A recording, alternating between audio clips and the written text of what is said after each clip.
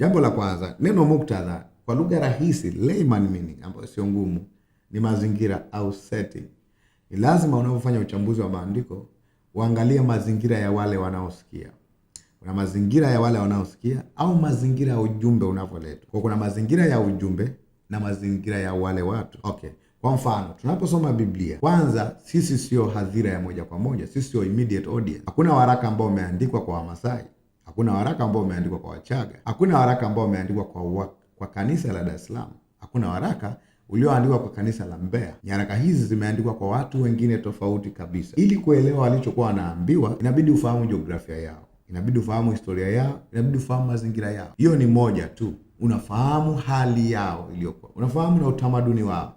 Wataambiwa vitu ambavyo kwenye utamaduni wao walikuwa nao ambao sisi hatuna.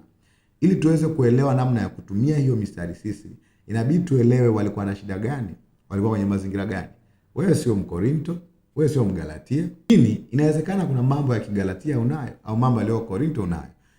Tunaposoma kule tunaangalia namna ambapo Paulo alikuwa anashughulikia na shida ya Galatia, shida ya Korinto, shida wa Efeso au shida ya Wafilipi. Kwa kusoma hivyo ukai kama wewe moja kwa moja inahusu wewe. Kwa hiyo mazingira yao yalikuwaje, utamaduni wao walikuwaje? Kwenye utamaduni wao haya maneno yalikuwa na maana gani?